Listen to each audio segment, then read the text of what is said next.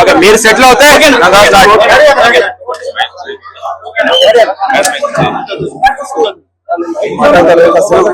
మాట్లాడా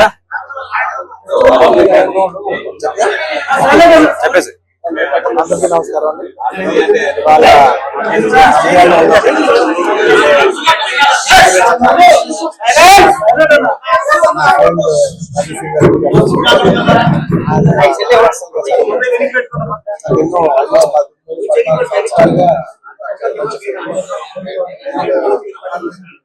ఆయన పాలిటిక్స్ లో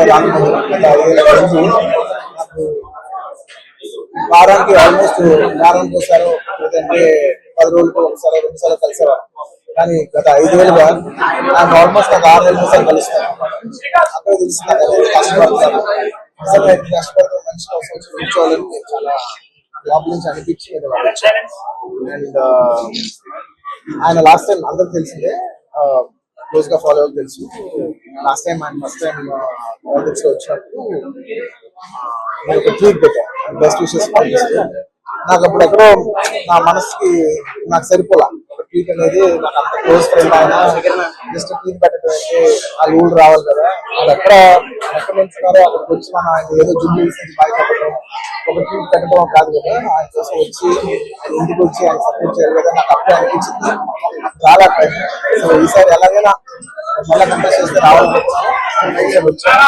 కేవలం ఇది పర్సనల్ గా నా ఫ్రెండ్ కాబట్టి నేను మా వైఫ్ బెస్ట్ విషెస్ చెప్పడానికి I wish all the best. అవి మీరు 5 ఏళ్ళు చాలా కష్టపడ్డారు అండ్ మీరు కష్టపడే విధానం నా మనసు బాగా నచ్చి మరి ఎలాగైనా సపోర్ట్ చేయాలని వచ్చాను.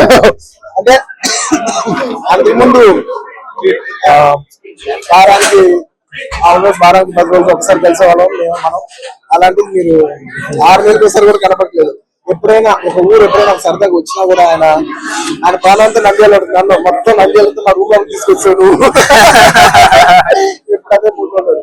సో అంత కష్టపడే మనిషికి ఖచ్చితంగా విజయం సాధించాలని నేను మనస్ఫూర్తిగా కోరుకుంటాను. ఆయనకి పొలిటికల్ కెరియర్ లో ఎన్ని మెట్లునో అవన్నీ ఆయన అచీవ్ చేయాలని ఆయన అచీవ్ చేస్తే నేను చూసి పర్సనల్ భరిస్తాను. Thank you so much. Thank you.